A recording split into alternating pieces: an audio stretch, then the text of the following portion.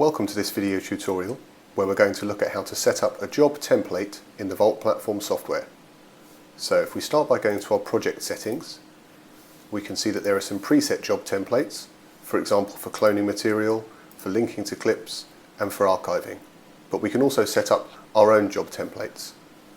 To do that, we click this plus icon and click Add, and start by giving the template a name. And now we need to add one or more tasks to this template. We click the plus icon here and we can see a list of tasks available to be added.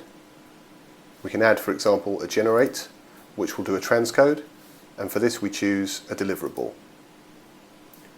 So we can choose an H.264 deliverable, and as part of this setup we can predefine the directory where the files will be written. So I'll set that to the desktop. We can also specify the directories that get created above the files. We can specify a custom file name if we want to, although the default is normally okay. And we can also limit the number of frames that will be transcoded, which can be useful for a test. So if we click Save, and then we go to our library, we can now select a clip, and in the Tools panel, under Other Jobs, our custom template is available, and we can run that and the files will be generated to the desktop.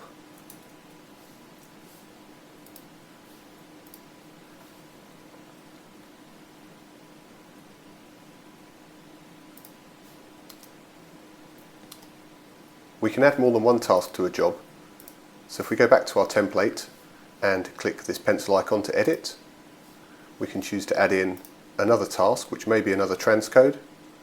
So we can add another generate here and choose a different type of deliverable, for example ProRes 422, and again we can set up the directory where the files will be written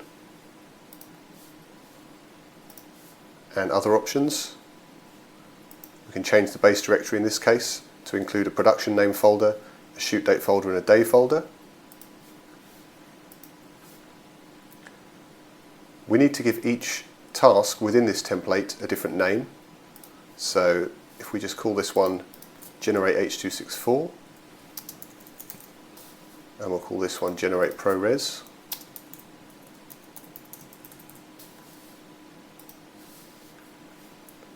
Now if we go back to our library, we still have our clip selected here, so we can run that template again. And now the two transcodes will be performed as part of that job. And if we click to go to the task scheduler, we can see those queued up, waiting to be done. It's also possible to perform transcodes in parallel, and that's configured in the job template. So if we go back to our project setup, and in our job there is a setting called Run After. So currently the second generate is set to run after the previous task. But if we want to, we can set them up to run in parallel by changing this to be none. This means that it will wait for no other tasks and will run immediately when the template is started. So if we go back to our library, and once again our clip is selected, we run our template,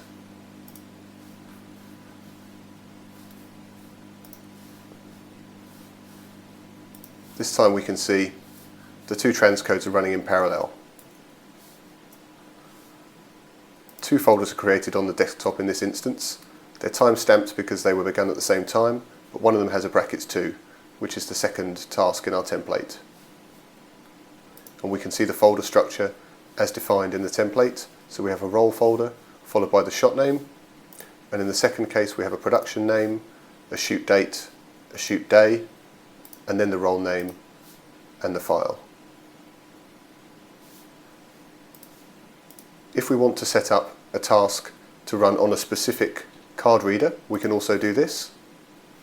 So if we edit our template, and I'll delete the second task, and for the first task, currently media port is set to star, which means any port or any selection. If we want to limit the source, then we can delete this, and clicking this button here allows us to select a specific port or card reader. So under codex ports we have various options. I currently have a Thunderbolt Capture Drive 2 dock connected, so I'll select that here and then click Save. And if we go back to our library now, provided we have no clips selected, then when we run this task, it will automatically use that dock that I have connected.